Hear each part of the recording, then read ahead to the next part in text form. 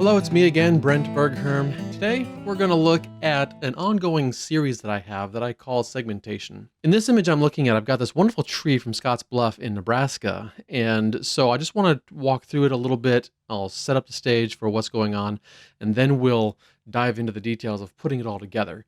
I do expect this to take a little bit of a time to make happen because sometimes this process can take a really long time and sometimes it just happens to fit and all that good stuff. Here's a quick look at some other segmentation images I've done. I'll just give you 2 or 3 that I've done. But when I was out there shooting, I was like, you know what? This is going to be perfect. I had the family with me and I was like, well, I'll remember it. And so I walked on by, did a little something else with the family, came on back after the family went back to the car. And then that allowed me to have, I don't know, it was like 2 or 3 minutes that I shot this whole thing. So let's dive into Lightroom right now, and then we'll transition to Photoshop and we'll put this all together. And there might be some areas where I do a lot of that big, speeding through and just saving you the time. But I'll preface something and then we'll just hit the fast forward button and you can see what's happening as I put this together. All right, here we go. So here we are with the images in Lightroom, and you can see I've got, about 9 images in total for this piece. And as I was walking through, as I mentioned, just like really loved the idea of how this tree was going to come together, and I thought this will make a great segmentation piece. So let's take a quick look at a little bit of the details of what we're looking at here, and maybe we can see where I messed up a little bit or just what. So this first image, we can see we're cutting this root off here, and then as I shot it here in this other frame, I have that same root and a lot of more space beneath it. And so I just need to think about what is important for this image, because I do have more space. As I look at the cropping on this image, I do have more space down here. And I have a feeling I'm really gonna want this information, this anchoring, because that is basically the whole crux of the whole image, how it's anchored, how it's living, it's in its environment, that kind of a thing. And if I am playing too many tricks with how I crop the image, I think I'm going to cause the viewer to have too many hiccups visually, and I don't want that. So I'm going to change this a little bit and from what I had initially and just go with maybe this cropping. And then as I move over here, I know this is going to continue to dip down further, and I've got lots of energy going through just straight across with this. So I may end up shifting these croppings a little bit as well, because maybe I want to shift how this thing, do I want more ground underneath this one, for instance, as it's going across the way? And then maybe I could say less ground underneath this one and have more foreground to include this little bush up here. I think that would be kind of nice. But this element, that's going to be the connecting element that draws your eye through to all these different framings. And now let's take a look at up above. We have the whole thing captured up above, but as you can see here, down here on the lower right-hand side, I am missing a few of those details. And as I come over here, I don't have that edge, I don't have that edge. So here I do have that edge. So right in here, that portion of the image where my mouse is moving, that's going to be where it's a little bit of a challenge to pull this together if I want to think about having the entire thing together. But I have a feeling we're probably going to be okay. All right, so let's open these up in Photoshop now. And so I'm going to go ahead and hit done on that. And so we're going to right click on these and we're going to hit edit in, and then we're going to go to open as layers in Photoshop, and then we'll see you in Photoshop. All right, here we are in Photoshop, and I'm going to decrease the magnification here, and then we're going to just take the old crop tool, and notice it's just on ratio, so it's going to just do whatever I tell it to do without arguing too hard against me here. And we'll go with something like that and something like that just to make our canvas super huge. And then what we're going to need to think about then is putting a background layer on this, because I do like to usually have either solid white or solid black as my background on these as I'm working. So I've got the black as a foreground. When that's a foreground color, I can just hit Option and then Delete, and I'm active on that layer, so I know that's where it's headed. It's what's going to fill with the foreground color. And I'm going to hit V and move this a little bit. Since I know this is like my main piece, my main element, we're going to go ahead and move all of them. And then certainly I know this is at the top layer, so I just have to go down here in my layer stack. And as I click and move these out, I then will seek to find ways to get these aligned and coming out properly. I do have some problems with it snapping, so that is going to be where I just turn off the snap, and then I have freeform. And look here too, this is part of the fun with this process. We can see how this is where, this same image over here is, and then we have the little crux of the image here as well. But these are not perfectly aligning. If I get this down here to align really close, then this doesn't align really close. So I need to grab something. I need to have something that is mostly aligned, and I just have to know that perfect alignment is not what I'm going for here. It's not that it's impossible, but in this case it happens to be impossible. But just the way I shot it, because while I was tripod mounted, I wasn't really focusing purely on being around that nodal point of the lens, so everything is just perfectly aligned. I do have some parallax going on here. All right, so then this one is going to be up here, and really what I'm looking for right now is just a loose approximation. I will fine-tune things later, and I may even change the stack order. So, maybe right now this is what's on top, but maybe I want to bring this one on top, and I'll do that at a later time. Let's extend this because we need more headroom, I think. All right. Oh, and one other thing I should probably do, we're still, let me finish this first, fill that with black. We're still in the RGB color mode, which is fine. I'm not going to be too concerned terribly about that. But I think if we go to grayscale, we're going to be working a lot faster. I do want to maintain my 16 bits. I always like that. But I'm going to go ahead on this one and change it to grayscale. And I'm going to not merge those layers because, that would be terrible. Yeah, we can do black and white, but we already did that in Photoshop, or excuse me, Lightroom. And so by spending a few moments going to grayscale here, we're going to chop this down from 1.66 gigabytes. We're going to chop it down considerably to 719 megabytes. So we have saved ourselves a lot of file space. So this one is just a little bit of a peak above the others, as we can see there. It's just a little bit of a rise, and that's fine. We're just looking for basic positioning. All right, and so here's this one. Remember, I was talking about this one when we were in Lightroom. There we go. Lift that up a little bit, somewhere in there. I can see how this one needs to be up under here, but when I zoom in down here, this is probably the more important piece. Getting that aligned a little bit. And see, that's just really rough because we're dealing with the edge distortion here.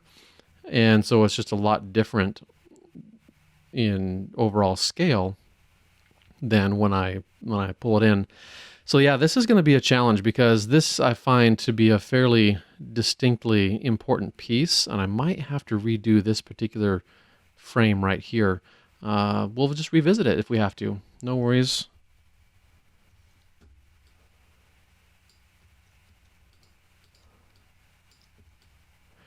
Now this one, if you'll remember, I talked about it dipping down below this other frame.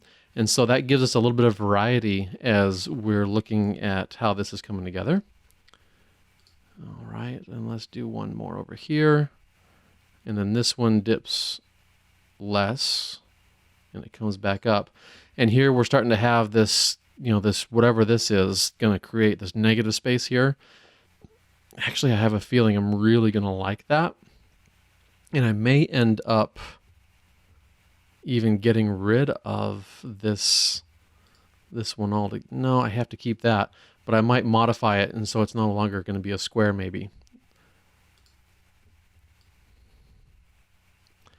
So this one comes out up over here. Let's see, it's going to be more like that. I'm not necessarily convinced this one is going to be necessary either, but we can also lift it up in the layer stack and see what happens when we elevate it. Let's see here. going to be about like so, but see, that's just really difficult to fit in. So we may not use this one. And we have one more. So let's take a look at this. And so this is the same idea where it's going to be difficult to fit it in, but we do get a little more cloud out of it. And that part I do like a lot. So I'll probably end up at least keeping that for the cloud. And now, remember from seeing those other elements, those other examples of this process, I go with a white stroke usually around these items, around these main items. And that's just done by doing a layer style. So I double click in that blank layer area. And then I can come down here to stroke. And let's change this so it's a white stroke. And let's do it so it's on the inside, because notice on the outside it has a little bit of a rounded edge. I really don't like that. I like things to be nice and crisp. Let's do it on the inside, and that forces it to be nice and crisp. But this is where on this one, doing too much of a stroke is going to give me too much of a chop in to that one root, I think. So I might change it a little bit, because I usually like to have a fairly thick stroke. So let's try 150. Yeah, it's a good stroke amount. But that is coming a little too much maybe, so again, we'll just have to revisit it. And then what we've got is a fantastic little thing here. I'm going to grab this, but before I click that, I'm going to hit Option. So when I hit Option and I click and drag it down, it copies those stroke effects to the layer beneath it. Well, that was a hidden layer, so that was useless. Let's do it to this one. And then I hit that to not see those eyeball things beneath it there. And again, that's clicking the option, holding the Option key down on the keyboard, and then clicking and dragging that element down with your mouse, releasing with the mouse, releasing the Option key, or Alt key if you're on a PC, and moving on from there. All right, so we have a few more of these to do, and we have them all now established. So the transition coming down from around here is coming along pretty good. I kind of like that. But I'm starting to think too, what if this were above that? And this is just some kind of transition, kind of whatever. I think that's kind of cool. And then I start to play around too and say, let's see here. What if this were above that one maybe? And so that's perfect transition. I love how that's coming in. I love how that's coming in to this. These are coming in super sweet. I may even go away from my square on this first image, since the first image is like the major anchoring element, and that's going to be my top element. I may even be open to going away from a square on this one so I can get a little more of the information above and a little more of the information beneath and still have the same basic positioning here. It's just we're going to extend that. And I have to go back to Lightroom in order to do that. But take a look too up here in the clouds. I love how that's coming together. It's just really sweet. And I might even so I'm gonna change this to auto select now. And so when I do that, I don't have to come over here and select first the layer. It'll just detect that I have some content selected, and it'll say, "Oh, you wanted to do that layer, okay." And I think I'm actually going to pull this out from where it normally would be a little bit further, just so I get a little more cloud. And it's just really exciting to the eye, I think. And let's see, we have a little bit of detail here that's kind of wishing I had something, but it's not terrible. And this negative space, actually, I am actually starting to like this. So let's fix this, and then we'll pretty much be done with this piece. I might want to actually redo that one, and so I can get a little more cloud detail coming through too, because I feel I'm losing a little bit of cloud detail. So 754, I want to revisit. So let's hop back to Lightroom and take a look at 754. And let's just see if we can pull out a little more cloud detail. So I have my exposure is -40, shadows, highlights. Let's take the whites down. That's our biggest problem. There we go. Something like that. And best practice might suggest we were going to do everything rather than just one at a time or whatever. But let's go ahead and see if we can't just deal with this. Open Edit in Photoshop. All right, so it's back in Photoshop. Let's quickly switch that back to grayscale so it doesn't fight with the others. And then we're going to just move it over here. I'll hold Shift just so it locks in the center. But then this is where we just overlay it like so. Goody goody. And we can Option click and drag that. Let's click the eyeball to turn that one off. And so yeah, we can see the clouds. I definitely like that a lot better, but I probably should go back at least to this one and redo the processing on the clouds.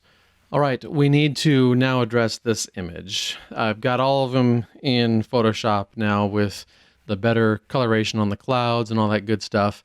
It's just now that this image I wanted to extend a little below and a little above so we can have that be more of a prominent anchoring type image, and we can then see a little bit more of that root down here and a little more of these twigs up here in this area. Plus, it makes this image unique as far as its shape, and I think that's going to be pretty cool when we get that in the final piece. And there we have it. So we have more of the root. We've got everything else coming in real good. Really, really liking how this came together. Let's give us a little bit of a crop so we don't have all this extra junk lip in there for just no reason.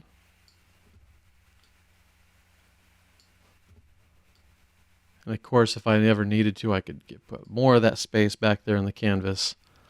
And now let's experiment just a little more with some of these placements. I'm going to go ahead and get rid of these elements that I ended up hiding because they're just going to get too distracting for me.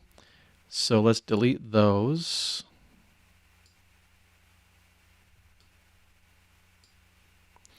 And now what I'm thinking about is that image in particular. If I were to lift that to the top, you know, how does that change the interpretation of the overall scene? It changes it quite a bit, and it almost says this one could be a square now again, but I still like being able to see that root and that top of that tree. So the fact that it's not a square is probably still going to be okay. Do I want to think about modifying any of these others? I don't think so, but lifting this image up does give me a different strength level, I guess you could say, that I didn't have otherwise. And then what if also I took out that image? Now this one's already supposed to be deleted. Okay, so that's the transition image between those, but if I made it even more sparse in there, I'm kind of liking where this is coming through, but that position probably needs to be fine-tuned a little bit.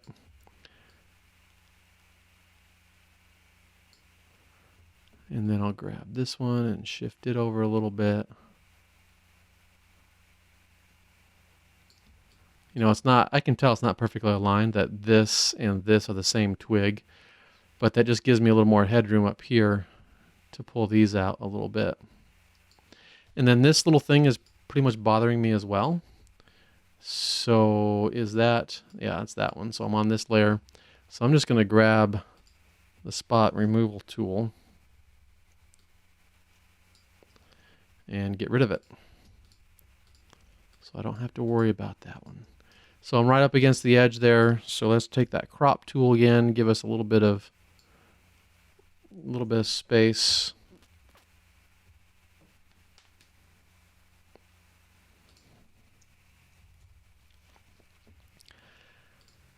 All right, looking pretty good. The last thing I can do, once I determine the positions are all just perfect, I can do my normal thing, which is to do a high pass filter.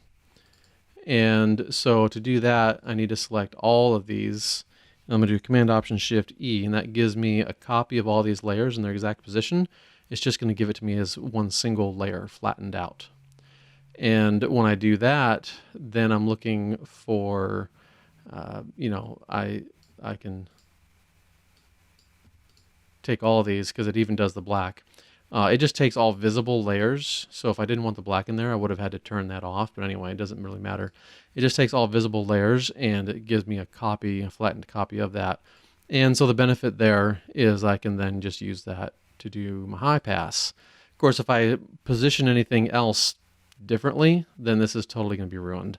And that just would not be cool. So let's try something kind of sort of big, but not really. I'm going to go about 15 pixels, maybe 20 pixels. And notice too, the only thing I don't like about doing this is it does sharpen the edges on these things where that white is. Being that it's pure white and pure black, that should not be an issue. All right, so now we're just going to take this and we're going to go to soft light or overlay. And that's just way too much. So we'll try soft light, coming together a little better, and then take it about down to 35 to 50, somewhere in there. And let's do on and off. Let's get into 100% or so. 50% is really good. And we can see what's happening here with this thing. It's just going to be a little bit more crustiness around the edges of these things. It's just a standard kind of sort of a creative sharpening that I often do. And that is looking good. That is it for this image.